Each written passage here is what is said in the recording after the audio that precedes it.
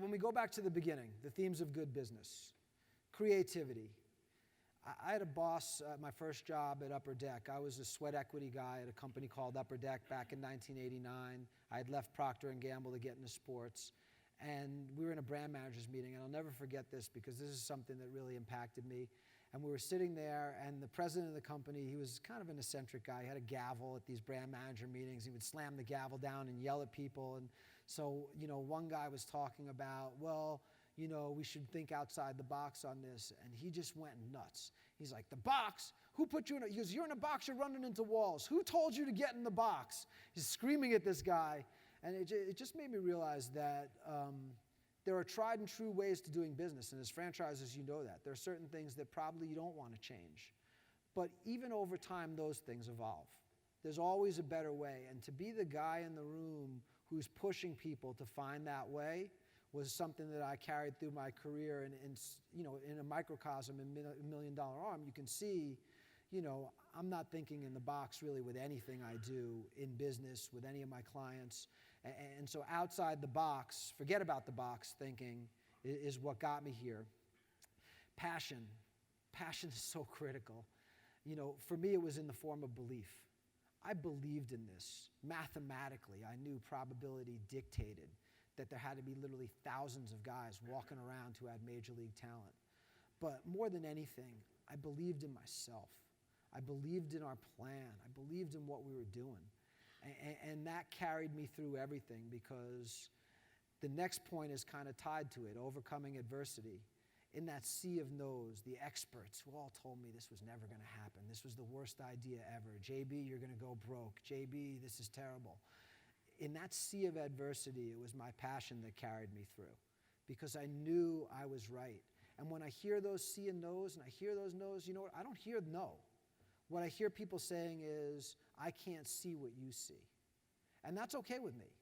And it's okay with you guys because you're at the front edge. You're ahead of the game. You're seeing things that other people, if everybody saw what you see, they would be out there doing it too.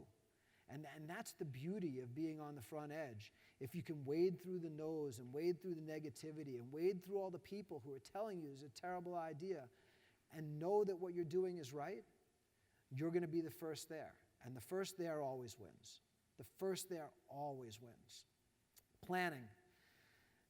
We had a lot of things go our way that were outside of our control, no doubt about it. But ultimately, planning is the key to success in anything you do. You can have passion, you can have creativity, but you really have to think things through. You really have to understand where you're operating, what you're doing.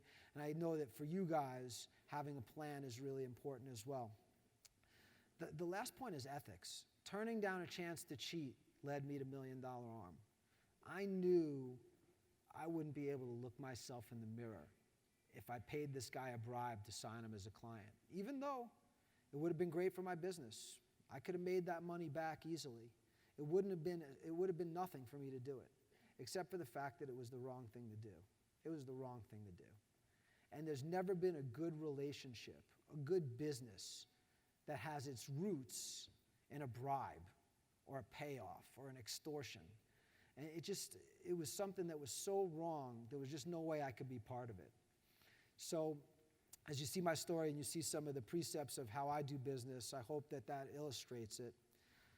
When I was a kid, I was 8 years old, I got a fortune cookie, and it said, the greatest pleasure in life is doing things that people say you can't do. I'll say it again, the greatest pleasure in life is doing things that people say you can't do. It's actually framed in my office now at the age of 47. 40 years later, I still have it. It's not in very good shape. I didn't take good care of it as a kid, but I knew it was important even then. I knew it was an important message, and it's so ironic that it's in a fortune cookie because most of the ones I get are fairly meaningless. But it's something that really sticks with me. I hope that my story inspires you. I hope that you chase your dreams, and I hope you understand that if I can do something like this, you can do anything you want to.